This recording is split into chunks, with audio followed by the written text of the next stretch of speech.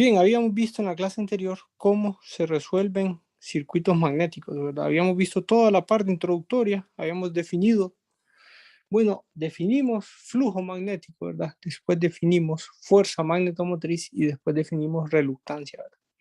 Y nos dimos cuenta que un circuito magnético, la solución de un circuito magnético es muy similar a la solución de un circuito eléctrico, ¿verdad? Bien, entonces desarrollemos esta clase, vamos a desarrollar dos ejemplos, ¿verdad? ¿Sí? Entonces desarrollemos estos dos ejemplos. Si quieren les voy a dar un minuto o unos de 2 a 3 minutos para que lean este ejemplo, vean la figura y traten de escribir el circuito equivalente, ¿verdad? Eso sería lo primero, ¿verdad? Y si lo pueden hacer, traten después de resolver el circuito, ¿verdad? Entonces les voy a dar 2 a 3 minutos para que piensen un poco, hagan un poco en su cuaderno y después lo desarrollamos todos aquí, ¿verdad?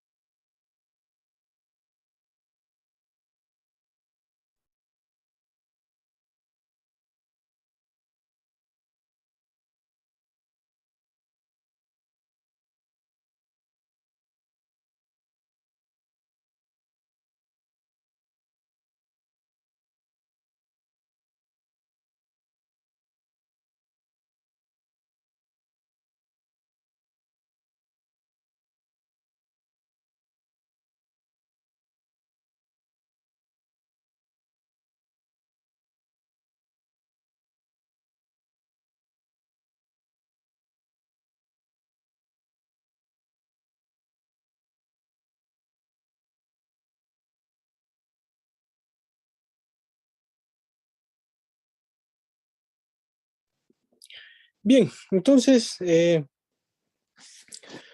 bueno, dibujemos, si quieren, dibujemos, vamos a una página en blanco y dibujemos ese circuito magnético, ¿verdad? Sí.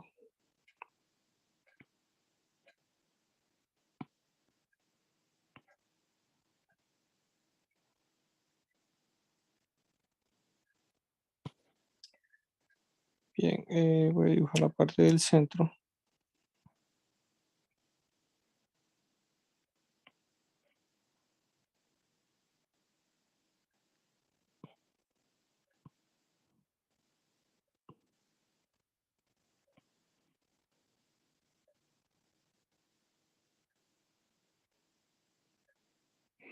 Bien, es un circuito simétrico. Fíjense que no me quedó tan simétrico. Voy a tratar de volver a hacer. Eh, bueno, no es un circuito simétrico. O sea, uno de los lados, si se fijaron bien, es más ancho que el otro, ¿verdad? Bien, entonces ahí está enrollado un devanado, ¿verdad? Sí.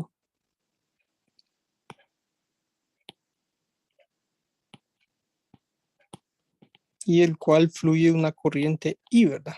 Entonces, como ustedes saben, esa corriente va a crear un flujo magnético, ¿verdad? Y ese flujo magnético va a ir confinado dentro del núcleo de ese material, ¿verdad? Sí, en un núcleo ventana, ¿verdad? Bien, hay varias dimensiones también, si se fijaron, existen varias dimensiones ahí. Entonces esta creo que vale 10. De ahí aquí vale 30, ¿verdad? Y aquí vale 15. Después está esta otra que vale 15. Aquí es 30. Aquí es 15. Y ahí está esta que vale 10. Aquí hay 30. Y aquí hay 15, ¿verdad? ¿Sí? Bien, y de profundidad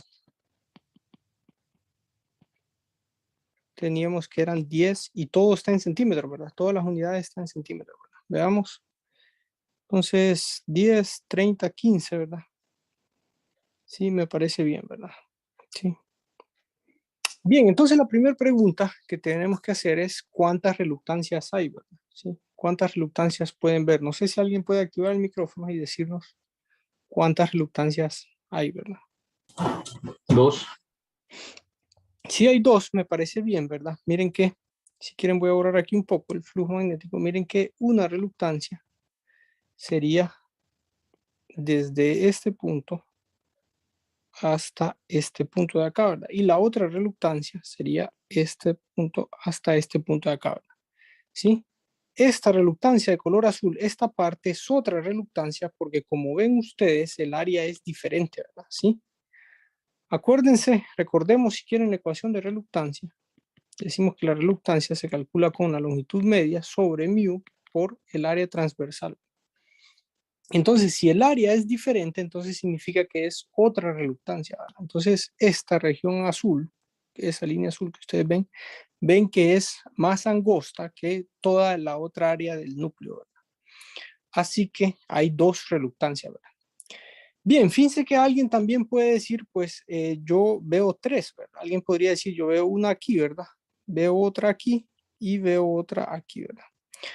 Pues no está de forma, no es incorrecto decir eso. Lo único que al él definir tres reluctancias, él va a calcular tres reluctancias utilizando esta ecuación, ¿verdad?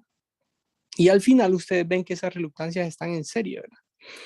Y si en vez de considerar las tres, ustedes consideran una sola, van a llegar al mismo valor, ¿verdad? Que la persona que consideró tres y la sumó, ¿verdad? ¿Sí? Porque están en serie, ¿verdad? Entonces, lo único que lo van a hacer con menos tiempo, ¿verdad? Va a ser más fácil de calcular, es más fácil, más rápido calcular una sola reluctancia utilizando toda esta longitud que calcular tres reluctancias y después sumarla, ¿sí? Toma menos tiempo, ¿verdad?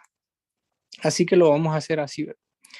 Entonces, si quieren, yo calculo una reluctancia y después ustedes calculan la otra, ¿verdad? ¿Sí? Entonces, yo voy a calcular es la reluctancia de color verde, ¿verdad?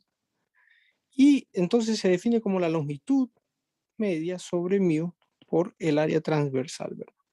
Entonces, la longitud media sería la longitud desde este punto de acá, miren, ¿sí? Todo esto que estoy resaltando en verde, ¿verdad? Hasta este punto de acá.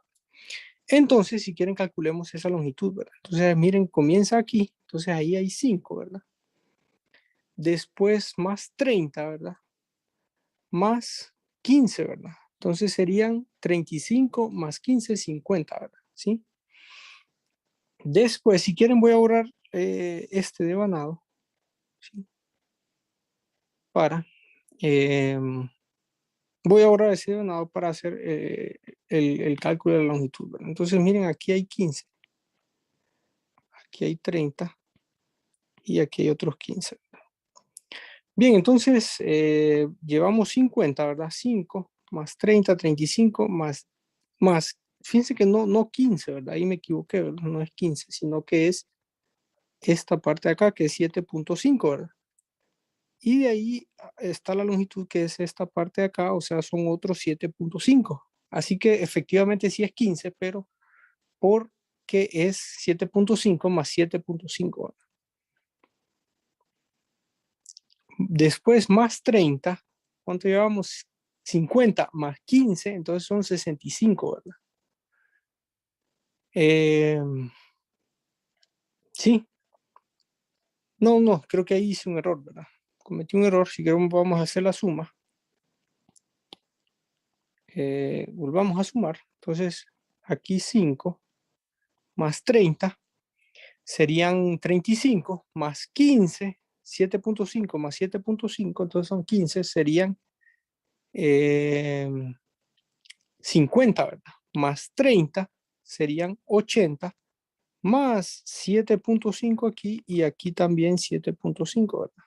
O sea, 80 más 15 serían 95, más 30 serían 125, más los últimos 5 que aparecen aquí, entonces serían 130, ¿verdad? O sea que la longitud media es de 130 centímetros, lo voy a escribir como 1.3 metros, ¿verdad? Porque las unidades de longitud y área deben estar en metros, ¿verdad? Y eso lo vamos a ver cuando veamos la parte de la permeabilidad, por las unidades de permeabilidad que son Henry sobre metro, ¿verdad? Entonces, eh, la longitud y el área tiene que ser en metros también. Bien, entonces la permeabilidad, veamos el enunciado del problema. Miren que el enunciado del problema dice que la permeabilidad relativa es de 2500 y sin unidades, ¿verdad? No tiene unidades porque es permeabilidad relativa, ¿verdad? Por tanto, si nosotros queremos calcular la permeabilidad absoluta, esos 2500 los tenemos que multiplicar por la permeabilidad del aire, ¿verdad? Entonces, ¿qué es esta constante? Que ya se las había mencionado en la clase anterior, ¿verdad? Bien, entonces ahora necesitamos calcular el área transversal, ¿verdad? Recuerdan que en la clase anterior les hice énfasis de que es el área transversal, ¿verdad? Eso se refiere a que es el área, recuerdan que el flujo magnético va en esta dirección, ¿verdad? Entonces es el área que forma 90 grados con respecto a ese flujo magnético. Entonces veámoslo en 3 dimensiones, ¿sí? Sería esa área de ahí, ¿verdad? Esta área de aquí en 3 dimensiones, ¿verdad? Sí, que formaría un ángulo de 90 con respecto al flujo magnético. Aquí habría un ángulo de 90. Entonces esa es el área transversal, ¿verdad? Para esa región. Esa área transversal se calcularía, ¿verdad? Sí. Esa área transversal sería, miren que es un rectángulo y el área de un rectángulo se calcula con largo por ancho, ¿verdad? ¿Sí? El largo, ustedes lo ven que es este lado de aquí, ¿verdad? Entonces vale 15 centímetros, ¿verdad? Y el ancho vendría a ser la profundidad, ¿verdad? Que serían 10 centímetros. Por tanto, eso sería 15 por 10. Y para que esto sea metros cuadrados, entonces tengo que dividirlo sobre 100 al cuadrado, ¿verdad? ¿Sí? Sí, bueno, el área de un rectángulo es largo por ancho, ¿verdad? Eso dice 15 por 10, ¿verdad? Pero ustedes recuerdan que un metro tiene 100 centímetros, ¿verdad? Entonces, un metro cuadrado, elevo todo al cuadrado, ¿verdad? Entonces tiene 100 centímetros al cuadrado, ¿verdad? Y 100 al cuadrado son 10.000, ¿verdad? Si quieren, coloquemos 100 al cuadrado, podemos colocar directamente 10.000, ¿verdad? Bien, ¿tiene alguna pregunta con respecto a ese cálculo que acabo de realizar?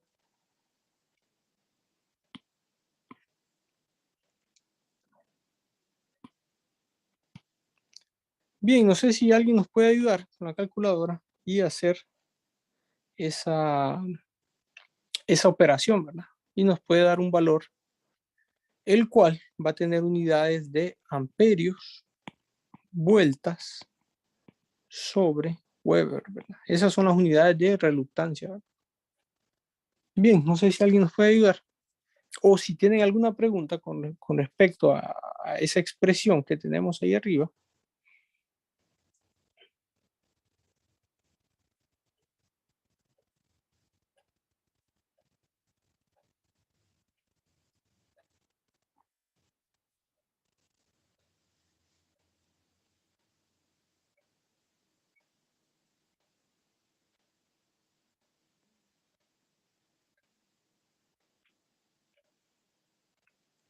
Bien, ¿quién tiene el valor o alguna pregunta que tengan? Mientras alguien, si nos puede dar el valor.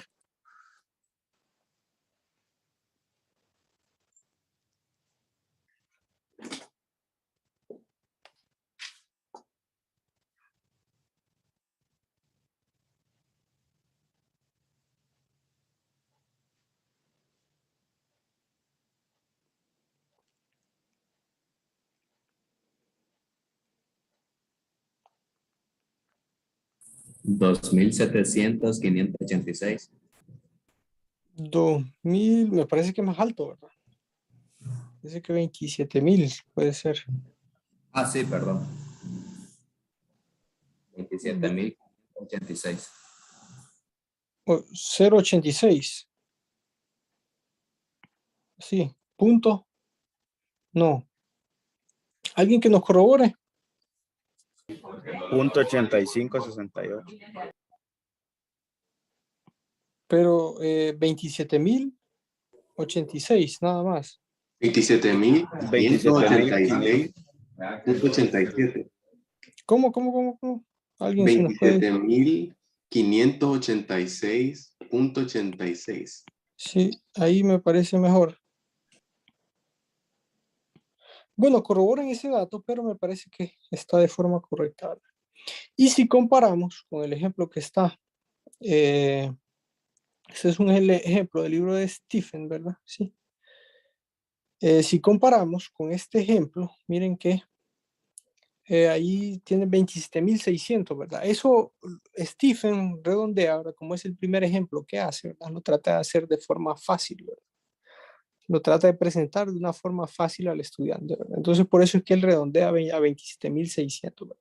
Pero en el examen, y ustedes no hagan eso, ¿verdad? Sino que sí tienen que escribir el valor correspondiente que les dé, el valor exacto que les dé, ¿verdad? ¿Sí?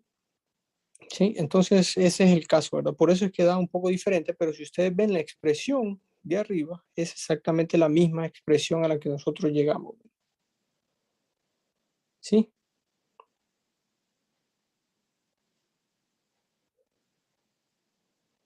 Bien, entonces ven que calculamos una de las dos reluctancias, ¿verdad? Como ven, el circuito equivalente es ese que aparece ahí, ¿verdad?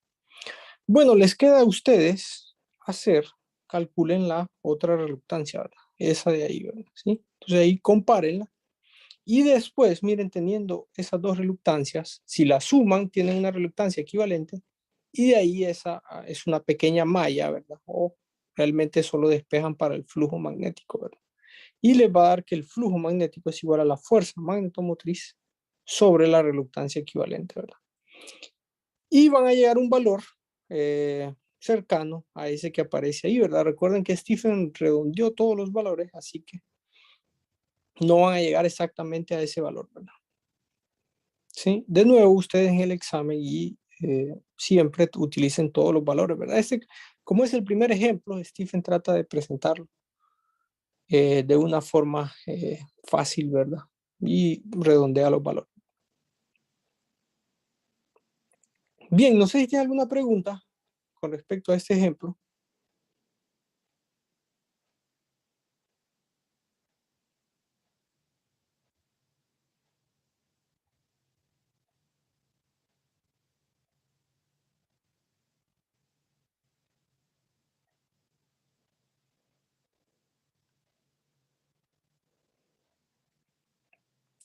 Bien, si no hay preguntas, pues de nuevo les recomiendo que lo hagan en su cuaderno, traten de hacerlo en su cuaderno, traten de desarrollarlo. Yo generalmente les dejo que trabajen bastante, ¿verdad? Les doy tiempo en la hora de clase para que ustedes trabajen, ¿verdad? Porque al final son ustedes los que tienen que desarrollar los problemas, ¿verdad? Así que traten de verlo como una ventaja y si tienen consultas o dudas, me preguntan, ¿verdad?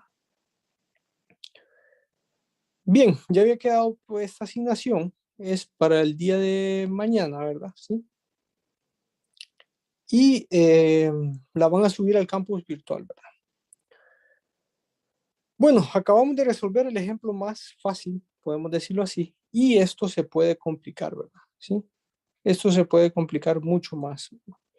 Y de las conclusiones que sacamos de la clase anterior, ¿verdad? ¿Sí? Es que cuando hablamos de circuitos magnéticos, hablamos de un núcleo, de un material ferromagnético, ¿verdad? Hablamos de un conductor enrollado sobre una o varias partes del núcleo, ¿verdad? Sabemos que la corriente produce un flujo magnético que va a ir confinado dentro del núcleo, ¿verdad? Y también existen los conceptos de fuerza magnetomotriz, ¿verdad? Reluctancia y permeabilidad, ¿verdad? Y el último concepto que aparece cuando hablamos de circuitos magnéticos se llama inductancia mutua y autoinductancia, ¿verdad? Entonces, si ven de todos esos puntos, solo nos falta ver los últimos dos conceptos, ¿verdad? ¿Sí? Y eso es lo que abarcamos en esta presentación. Bien, pero antes de ver esos dos conceptos, bueno, esto es un resumen, miren, de cómo se parece, bueno, está estrechamente ligado, ¿verdad? La solución de un circuito eléctrico a la solución de un circuito magnético, ¿verdad? Es una imagen que ilustra la relación y por tanto, ¿verdad? Todos los conocimientos que ustedes adquirieron en circuitos los pueden aplicar a un circuito magnético. Bien, entonces hagamos rápidamente otro ejemplo, ¿verdad? Entonces esto se puede complicar, ¿verdad? Miren, entonces ahí aparece una nueva figura donde es un núcleo tipo ventana, ¿verdad? Solo que ahora tiene en uno de sus extremos tiene lo que se llama un rotor, ¿verdad? O lo pueden ver como un cilindro, ¿verdad? ¿Sí? Es un cilindro y existen dos entrehierros, ¿verdad? Dos espacios, ¿sí? Que separan ese cilindro de el núcleo ventana, ¿verdad? De la parte ventana, ¿verdad? ¿Sí? Creo que es, el problema le llama incluso estator y rotor, ¿verdad? ¿Sí? Solo para hacer referencia a lo que yo en un momento les expliqué del generador, ¿verdad? Que hay una parte estática y otra parte que gira, ¿verdad? Sí, pero no es exactamente, no es el nombre adecuado porque esto no es una máquina eléctrica, simplemente es un ejemplo para que ustedes puedan practicar, ¿verdad? Bien, entonces les voy a dar unos 5 minutos para que escriban en su cuaderno el circuito equivalente de, de esa figura, ¿verdad? Lean el problema, escriban el circuito equivalente, traten de encontrar las reluctancias que puedan y traten de pensar cómo sería la solución de ese problema. ¿Sí? Entonces, de nuevo, tomemos un tiempo. Es importante, traten de hacerlo en su cuaderno, ¿verdad? Traten de hacer lo que puedan y al final vamos a dar una idea de cómo se resuelve, ¿verdad? ¿Sí?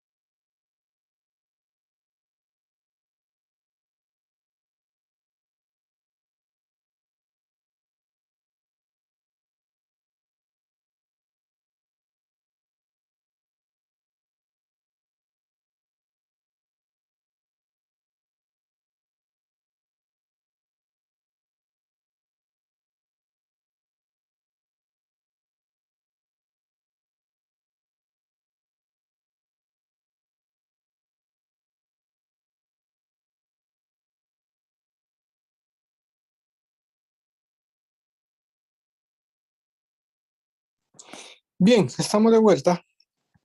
Entonces, no sé si lo lograron desarrollar. La primera pregunta sería cuántas reluctancias hay ahí, ¿verdad? Para poder dibujar el circuito equivalente, ¿verdad? ¿Sí? Si alguien nos puede decir cuántas reluctancias hay. Pero, ¿y cosa que la hice? Yo digo que son 4 reluctancias. ¿Alguien más? Si alguien más tiene otro valor.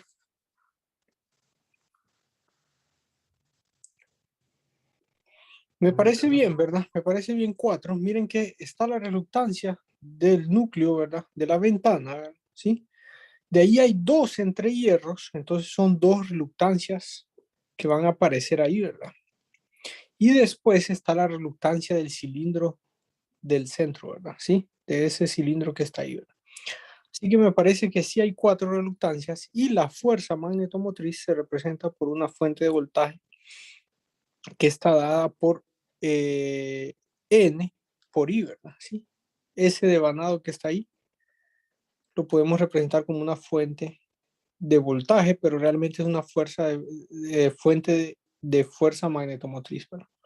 Sí, entonces miren, ese sería el circuito equivalente, ¿verdad? Para seguir los nombres que le da Stephen a este ejemplo, ¿verdad? Sería la reluctancia del estator, que es la que yo llamo el núcleo ventana, ¿verdad? La reluctancia del entrehierro 1, la reluctancia del rotor, que yo le llamé el cilindro, ¿verdad? Y la reluctancia del entrehierro 2, ¿verdad? ¿Sí? Bien, entonces eso es lo primero que tendríamos que ver. Bueno, de nuevo, me gustaría que ustedes calcularan todos esos valores de reluctancia, ¿verdad? Así que si quieren, vamos, calculemos una juntos y de ahí ustedes en su casa, después de la clase, calculan las otras 3 y resuelven el circuito, ¿verdad? Entonces calculemos una, ¿verdad? ¿Cuál desean calcular? ¿Cuál quisieran ustedes que calcularan? ¿Sí? ¿Cuál de las 4 reluctancias que están ahí les gustaría que calcularan? La de entre hierro 1. La del entrehierro 1. Bueno, entonces calculemos la reluctancia del entrehierro 1 y ustedes calculan las otras, ¿verdad? ¿Sí?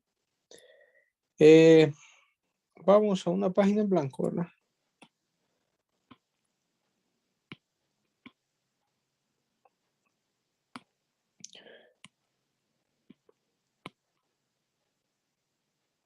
Bien, entonces recuerden que la reluctancia se define como L, que generalmente, fíjense que entre hierro generalmente se le llama G, ¿verdad? Porque viene en inglés gap, que significa como espacio, ¿verdad? Entonces, generalmente se le da la notación de G, ¿verdad? Para decir entre hierro. Entonces sería LG entre mu sub 0, ¿verdad?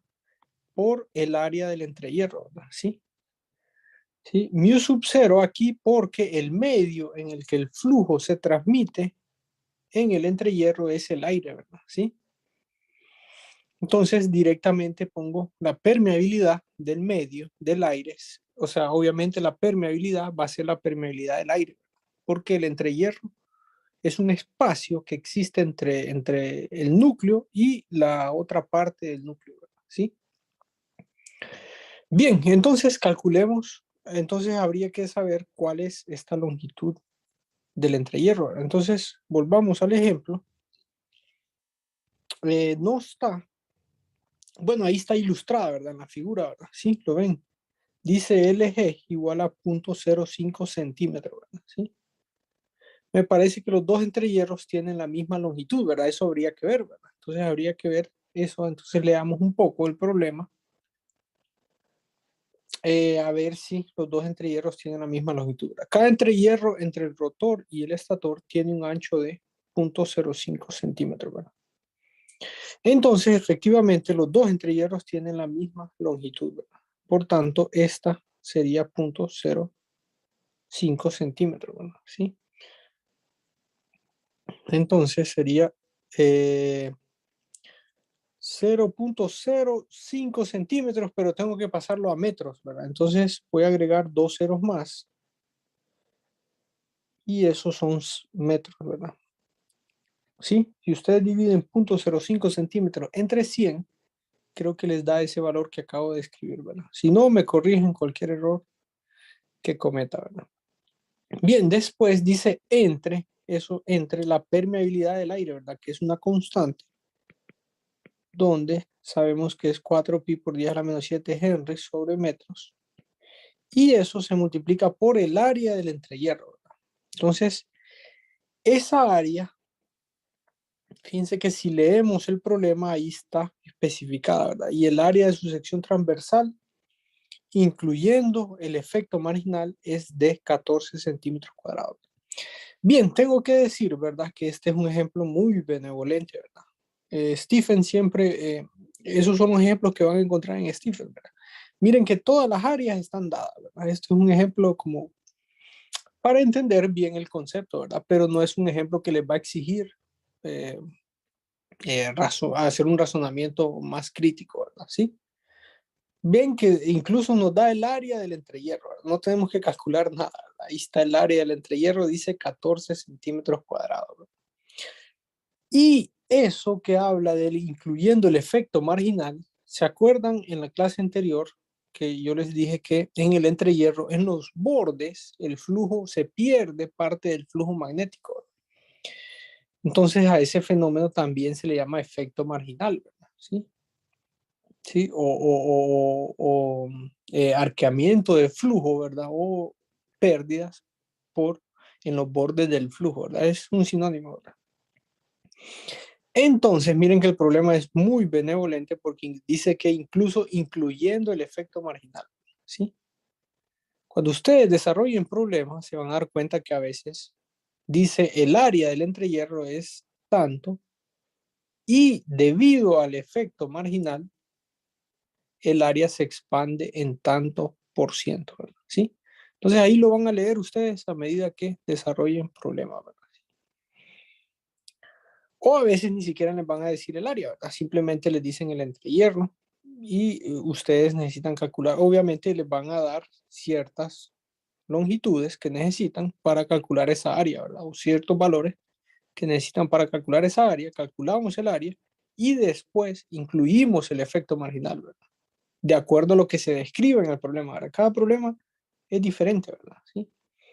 Entonces, por eso les recomiendo poder desarrollar varios problemas para que puedan expandir su idea y expandir la forma de solucionar estos problemas. Bien, entonces ven que está muy fácil, ¿verdad? El área es 14 centímetros cuadrados, ¿verdad? Entonces simplemente lo que yo tengo que hacer es pasar esos centímetros cuadrados a metros cuadrados, ¿verdad? Y para eso lo voy a dividir, ya vimos, entre 100 al cuadrado, ¿verdad? ¿Sí? Y esos 14 van a ser ahora metros cuadrados, ¿verdad? De acuerdo, entonces, de nuevo, el área marginal ya está incluida ahí, entonces simplemente es que escribimos esa área. Bien, no sé si tienen alguna pregunta con respecto a ese análisis que acabo de hacer.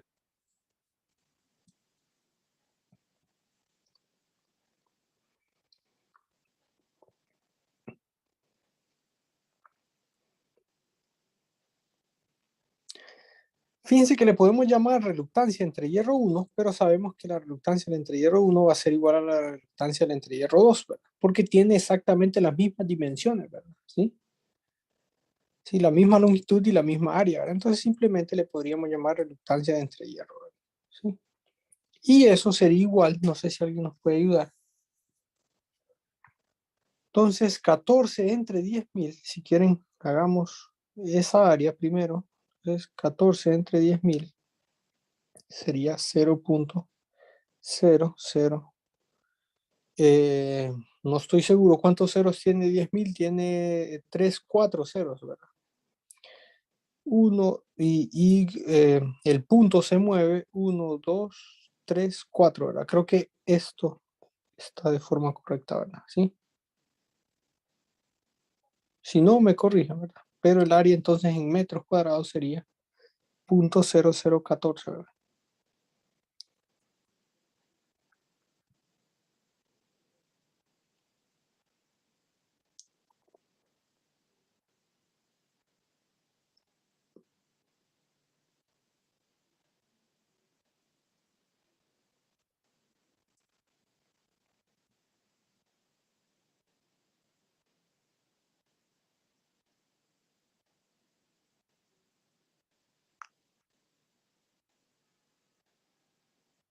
Bien, no sé si tienen alguna pregunta o si alguien nos puede dar el valor. 284.205.26. Y esas son unidades de, acuérdense, amperios, vueltas o espiras. Fíjense que Stephen le llama espiras, pero me gusta más llamarlo vueltas sobre Weber, ¿verdad? Bien, entonces ahí corroboren ese dato. Lo podemos ver con respecto con respecto al valor que obtiene Stephen. Miren la reluctancia del entrehierro. ¿Cuál es RA? Le llamó, ¿verdad? Entrehierro le llamó RA. Es esta de acá, miren. Entonces 284.000. Miren que vuelve a redondear, pero realmente no es así, ¿verdad? Tienen que ser el valor exacto, ¿verdad? ¿Sí? Pero vean la expresión que está arriba, es exactamente igual a la que nosotros llegamos, ¿verdad? Esta expresión de arriba es exactamente igual, entonces el valor exacto no es 284.000, ¿verdad? Sino es el valor que nosotros encontramos, ¿verdad? ¿Sí? Ese es el valor exacto y ese es el que tenemos que anotar, ¿verdad? De nuevo, Stephen trata de presentarlo de forma fácil, entonces hace redondeos, sí hace un redondeo en cada uno de los valores que encuentra, ¿verdad? Bien, entonces repetimos el mismo proceso. Miren, no lo voy a hacer yo porque realmente yo ya puedo hacer eso, ¿verdad? Entonces lo mejor es que ustedes lo hagan, ¿verdad? Lo hagan en su cuaderno, paso a paso. Es simplemente repetir este mismo caso para esta misma ecuación, ¿verdad? Para cada una de los diferentes medios que hay ahí, ¿verdad? Los diferentes, sí, para el estator y para el rotor que le llama Stephen, ¿verdad? Para los diferentes, eh, sí, para el núcleo, ¿verdad? Sí, para el núcleo y el núcleo ventana y para el cilindro que aparece ahí, ¿verdad? Sí, para los dos diferentes medios, vamos a decir, ¿verdad? Y corroboran esos datos con los valores que aparecen ahí en la presentación, ¿verdad? Bien, de nuevo, entonces les insisto, traten de hacerlo ustedes, porque así uno va tomando práctica, ¿verdad? Sí. Esa es la forma de practicar, ¿verdad? Repetir un problema o hacer varios problemas, ¿verdad? Entonces, les dejo a ustedes para que lo hagan su cuaderno. Y al final, la solución, fíjense que no leímos cuál era la pregunta. La pregunta dice, ¿cuál es la densidad de flujo resultante en el entrehierro, ¿verdad? La densidad de flujo es lo mismo que decir el campo magnético, ¿verdad? Sí.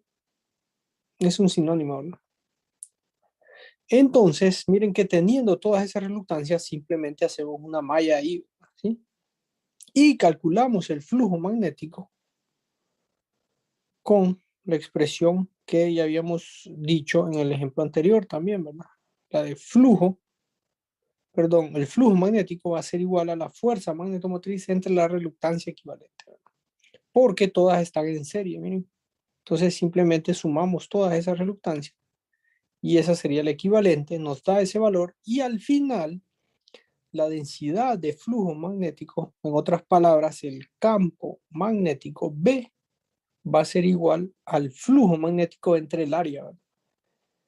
Y como queremos el campo magnético en el entrehierro, entonces va a ser el área del entrehierro, ¿verdad? ¿Sí? Entonces, miren, por eso es que en el denominador aparece .0014 metros cuadrados, ¿verdad? Porque es el área del entrehierro, ¿verdad? Y al final eso les va a dar el campo magnético en valores de teslas. Bien, entonces de nuevo, hagan este problema ustedes, su cuaderno, termínenlo y traten de llegar a un valor similar a este, porque este está ha redondeado casi todos los cálculos que hizo, entonces van a llegar a algo similar, pero de forma correcta, ¿sí? Bueno, no sé si tienen alguna pregunta.